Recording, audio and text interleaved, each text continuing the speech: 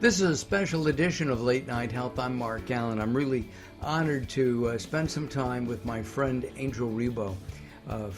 He is known as the CEO Confident. There is so much to this man. He is such a nice guy. He helps everyone. He'll probably help you. Angel, welcome to Late Night Health. Thank you very much for having me in your show and obviously for your nice words. Thank you. It's a pleasure to be here. Yeah, thank you. Tell me, you got a sign back there. Give me a break 2020. How do we do that? I want a break right now. I want the old normal back. Okay, it's very simple. You just have to help yourself to create it again, which is easier said than done, right? But yes, so it was actually three weeks ago I started to post, and I posted this with different visuals, but I started to post online. As you know, I'm very active on LinkedIn because that's where my audience is. And I started to actually post, give me a break 2020, right? Because I definitely was listening to my audience and everybody was saying the same thing. I wish. But it is what it is. It's what we have, and that's what we have to deal with. So I started to post this, give me a break, and definitely let's say that a lot of people liked it when I did it. So in order to answer your question, let me tell you something. So the first thing is probably, why don't you start analyzing yourself? Where does this break need come from? Why do you need it? What are those things that are inside of you that make you think that you need a break? I'm not saying I don't have that need. And actually, I think that one of the main reasons why I was posting this so many times is because I personally am the first one needing a break. But what I would recommend, and I would have been recommending to my business partners and clients, is what is inside of you, which is actually shouting, like screaming, I need a break, I need a break. What's that thing? So what is that resistance being built? That's how I like to describe it. What is that resistance being built that you need to explode? I remember when I was in middle school, you probably remember that too, we were studying that concept of entropy, which is the level of disorder of a particular system. I think that the disorder in our systems has increased. How do we deal with that increasingly disorder in our lives is probably the same as the answer to why or how can we get a break. Do you need a break? You're very active in general, and he's shaking his head, yeah, I need a break. What do you need a break from? So I have to tell you that I'm in denial, right? Because there's several people very close to me, they've told me I need a break, but I refuse to take it. And let me tell you why I refuse to take it. That happened to me also in 2009, interestingly enough, which was I was so proactively acting upon what I saw, the opportunities I saw in front of me, that I just couldn't stop. Literally, I just couldn't stop. Right now, since all this started, I'm growing my team, I'm growing my customer base, I'm growing so many things. And every single night I work, right now I'm working on 2 shifts for myself, but in 2 shifts. One is from 7 until 4 p.m. And the other one is from 7 p.m. until midnight, 1 a.m. every day. That's a true story, honestly. And I feel so energized. I feel so I feel so powerful, and I'm building so many things and I'm training so many people on my own team, onboarding so many people that I feel so powerful. So I am completely in denial. To your question, people around me say, yes, Angel, you need a break. You need a break because, that's how much you can do. That's how much you can accomplish. You should take a break, right? And so that's the answer. And with all that energy that you're expelling, working with people, your team and all that, there's got to be a point where you fizzle out a little bit. So you got to relax a little bit, right? Go ahead. There's sometimes, no, my apologies for interrupting you, but sometimes you really feel like you're super concerned, super worried, there's something bugging you, there's something in your mind. But right now, I'm not at that place. My mind and my energy is not or are not in that place. So, I don't know if it's what I eat, because I also do, late night, show. as yours, as related, health related. I do fasting. I change a few things in my diet. I have incorporated a few things in my diet, and it's very rare when I feel tired. Really, it's very rare. Wow. So, yeah, it's really rare when I feel tired. And interestingly enough, I feel tired in between those shifts I told you. Some people might think this guy is crazy, but that's why I was excited to be on your show today, because when we are recording, it's exactly in between those two shifts. And but today I didn't feel tired at all between the shifts. So I was just, I said, wow, great. Actually, as you know, I was just looking for your email and getting the link, and let's do this. Let's do this no matter what. Many questions pop into my head, and one is, how do you blend in family? You have kids? Yeah, 3 kids. 3 kids. And their ages? 20, 12, and 10. All right, the 20-year-old really says, Dad, leave me alone. What about, right? That's, what about no, I'm teasing. But I guess you have to have family time, don't you? I do have to have family time, and we have family time. Something very interesting that's happening nowadays, as you know, is that unfortunately the kids are not allowed to go to school. Right. So they have to do remote learning, okay? Which is this how to say this? It's a paraphrasetical way. I don't know what the right word would be in English. It's a way to paraphrase, right? Okay. Not going to school and not learning and not having the interaction with the rest of the kids or with the teachers. But so that means that actually my 12-year-old, he is having his remote learning in my office. I'm blessed to having a large office. So he's actually taking everything from the same office space I have here at my home.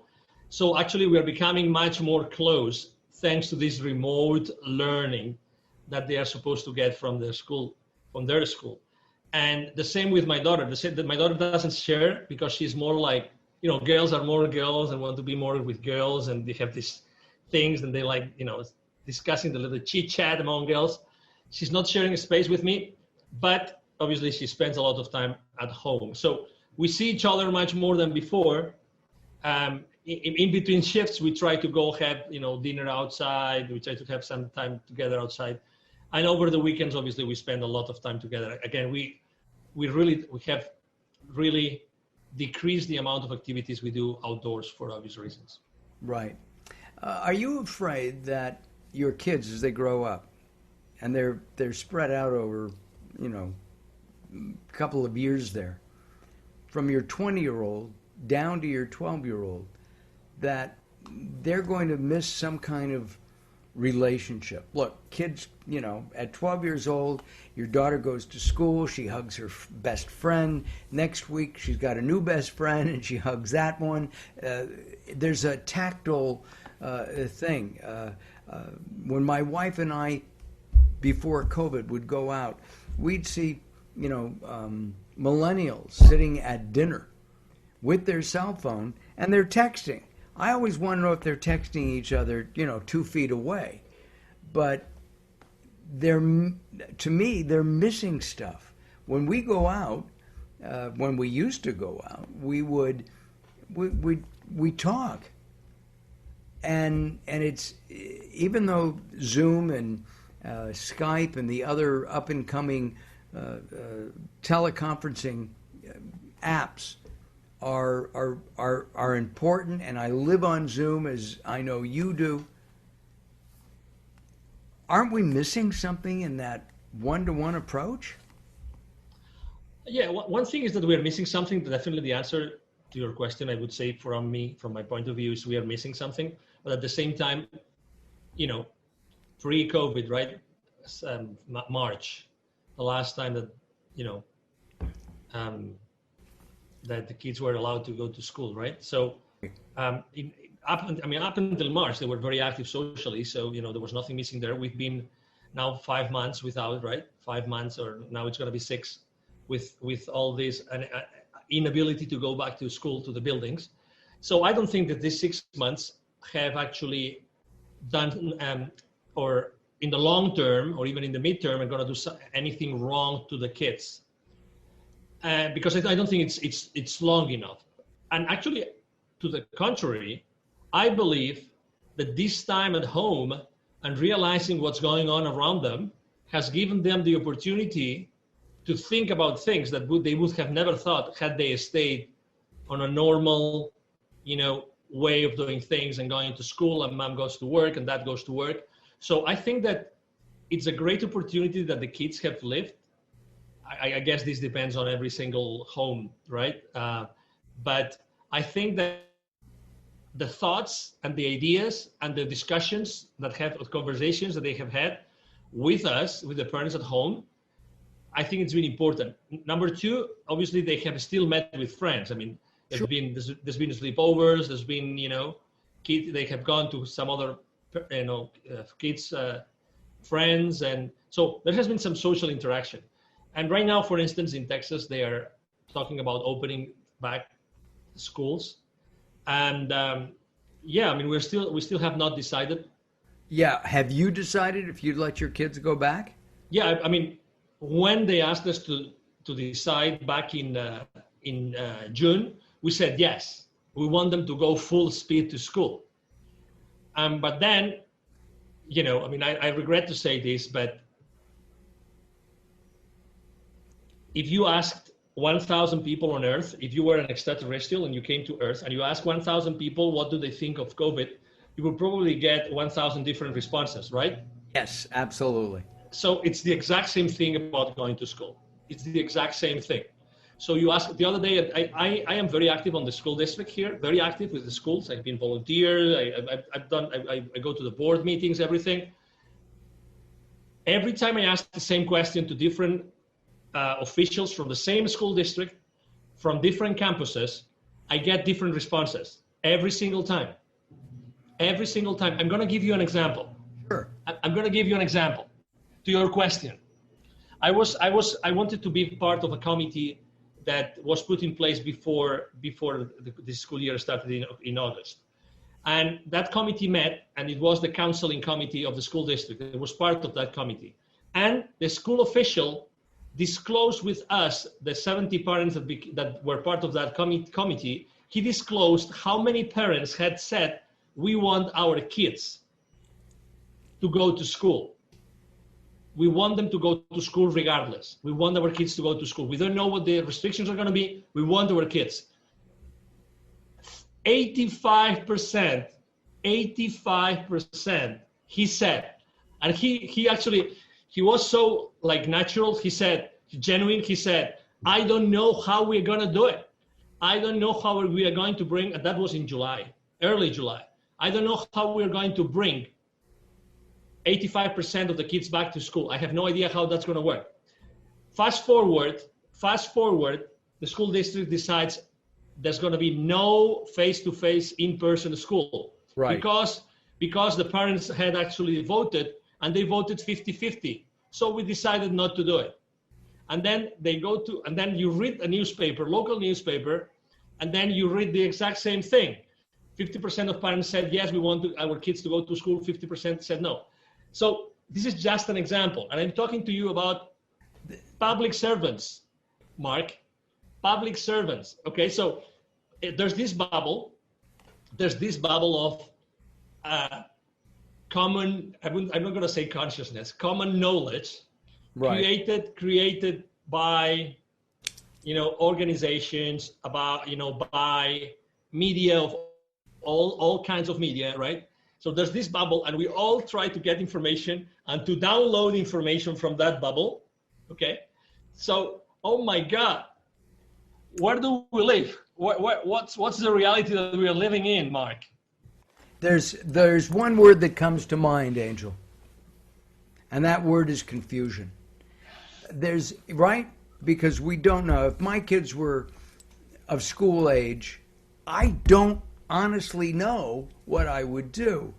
And I really don't. I don't know if I would send them to school because it's scary, right? I have a friend whose wife was working. She came down with what she thought was a cold, got a test, took 3 days or 4 days to get that test back. She has COVID. He has, what does he do, right? How does he not help spread it? Somebody's got to go to the market. And it's hard to get delivery. Where here in Ventura County, California, where I live, I know that it can be difficult to get food picked up. And frankly, I don't know if I want somebody touching my tomatoes before I touch them. I mean, it's just honest. I think that what happens in a pandemic is that people, as I said, get confused. And at the same time, nobody knows what to do.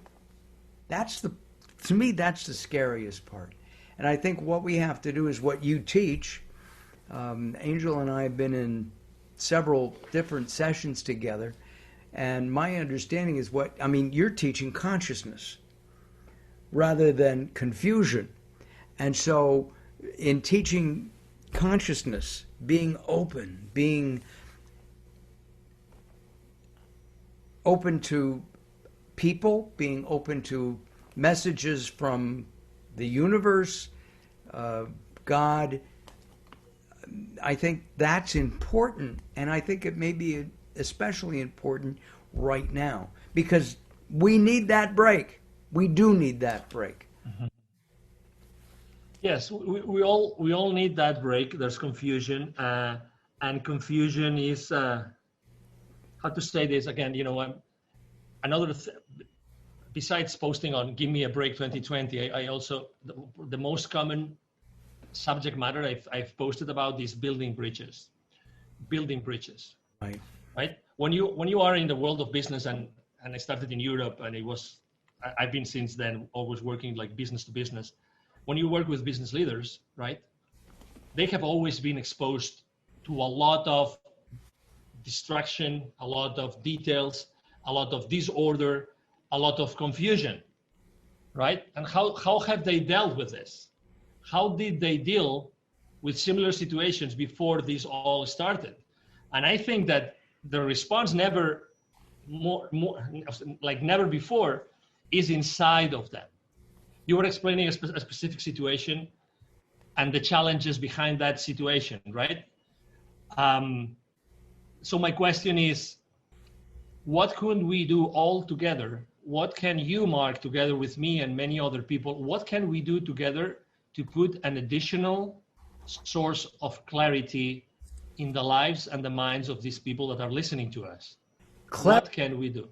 I think clarity is a great word because we all need clarity. The way that different countries and the different governments are clarifying to their people. I still don't think the United States has clarified. There's too many. There's no. Here's what we're going to do. I was talking to somebody in Australia a few days ago, and apparently the PM, Prime Minister of Australia, has made the following statements. If and when a vaccine is developed for COVID-19, it will be given free to anybody who wants it. And I don't see that in the United States. I see Big Pharma saying, let's make some money. That's confusing to me, right? Well, let me add something. Again, with all due respect to everybody, again, I think that it's funny because last night I was thinking about this chat with you today. Right. And I was thinking, there has to be, Mark picks the most extreme, no, just an example, okay? So you pick the most extreme pro-vaccine liberal, blah blah blah. You name it. You pick the adjectives, and I pick the most conservative, you know, person in the world, anti-vax, whatever, and I bring it to the table. You bring yours to the table. I bring that person to the table. You bring your person to the table, and our challenge is, how can we spend 1 hour together, all four of us, building bridges as opposed to criticizing each other and blaming each other for the opinion, for what's going on in the world? That would be adding clarity to this world. It would. But can you get people to sit down like that? Absolutely. Yeah. I think that the challenge will be yours. I think that the challenge is not for you to find it. The challenge is, how can you and I be the mediators of that conversation so that we show the world that even at the very opposites, we can still build something together, right, in order to generate clarity as opposed to uncertainty and confusion. Yeah. You know, so that was my thought, really. That's what I was thinking.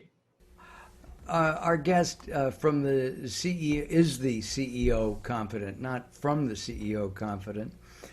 He works with CEOs all around the world, and he's sharing some insights today on what's going on in our crazy world.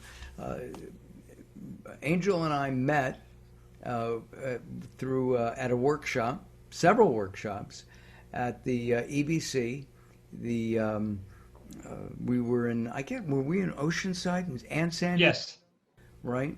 Oceanside, yeah. Oceanside and California. And it's been a couple of years. And we keep in touch, and then we lose touch, and now we're in touch again. And Angel recently helped me with my book, Growing Old Sucks, but it doesn't have to, and I really appreciate that. And then 2 years ago, I ran into, I think we were in, you were here in LA, in the LA area, and you introduced me to some people, and they said, if you ever come to Spain, look us up. And we planned a trip, and turns out that we spent the time in Nirja, which is where they live, and it was a great time. I wouldn't have gone into the caves of Nirja, which are phenomenal, had it not been for them. What are you doing now? You've mentioned building bridges. I know that in my business, which is video production and hosting, I've been going out and doing more and more interviews, as many as I can, to enhance my paid videos, because we all need money. So what kind of building bridge techniques have you developed so that people who are used to flying from Dallas, where you are, to Philadelphia to make a sale, they're now doing it through the computer? Mm-hmm. So the first thing I've done is I kind of tweaked my strategy of what kind of content I share online. That's the first thing. Okay, so I have been more on the side of, personal, immediate, taking action kind of posts, in which the content is very simple, the ideas are very simple, they're very easy to digest graphically and visually, but they always have a message. And I have to tell you, people consistently, my audience consistently appreciates the fact that I'm not talking about complex things like as I used to do before. I'm now talking about more self-help, motivational stuff, much more than business related, which I still do. But I think that people need more than ever, because they spend more time online. They need to hear, they need to listen and to read things more closer to their hearts. That's number one. Number two, and you mentioned it very well, it's funny how the stars align themselves. And, Mark and I had not spoken for a while, but, suddenly 3 or 4 different media like yours have picked up on me about conscious leadership. Totally. And actually that wasn't, I didn't have a branding campaign, positioning campaign like in the background, like pitching media, or no, it just came to me. It just came to me because probably what I was posting and when people see my videos and see my interviews and see my podcast or see my content online, they know what I stand for. So, and again, going to the world of business, because as I said before, I work at the business to business environment or arena. Going to business, I think that business leaders now need to be conscious like never before. They need to hear different messages. And you, instead of working on their business, are you working with them to better understand themselves so that they can go back and work with their team? Absolutely. Absolutely. And not only that, that's why I say, I mean, I totally believe in the alignment of stars. If I told you that the business partners that they have today or clients they have today, most of them are also aligned to this vision of helping businesses more on the culture kind of thing, more on the, hey, let's build something together so that we can live together better, and that's extremely important. So it's funny that like I am attracting, there's this inertia coming behind me, which actually is overtaking me. It's overtaking me. That would be the right word to use in that direction. So even my own business partners and clients, they are helping me do the same thing from a different perspective, but they're helping me do the same thing. And third, yes, I mean, I think that business leaders more than ever, even if they've been in similar situations, even if they had contingency plans, they had plan Bs prepared, they still need personal support. And they want to do it with someone that has been there for a long time, understands business, understands international, this kind of thing. So, to be honest, I consider myself a conduit. I'm blessed to know people like you and to be able to drink from your sources, because I mean, your show is just amazing. And well, thank you. The people that you bring to the table every night is just amazing. Well, and we need the sources of wisdom more than ever before, Mark. We do. One of the things that Angel and I did, we worked with Gary Stewart in a constellation healing, and it's you for me or for Angel, we don't know each other's in-depth history, but we would be asked a question and answer it as if we were part of in Angel's history, his maybe family from 2 or 3 or 4 generations back. And Angel was very complimentary, saying I hit the nail on the head. So, and I remember that specifically. Angel, we're out of time. We'll have to do this again. Let's not wait so long. Okay? You can count on me anytime, Mark. It's been a pleasure to be here. Thank you to your audience. Thank you for being patient to listen to me. And, if I can help them in any way, as they will know where to find me. Throughout our time together, we have had Angel's website up underneath, and also his LinkedIn and other social media outlets, because he is active, especially in LinkedIn, but he's active in all of them. Thank you very much for joining us here on Late Night Health. Thank you very much for having me. Talk to you soon. I look forward to it. I'm Mark Alyn. Thanks for watching. We'll be back very soon.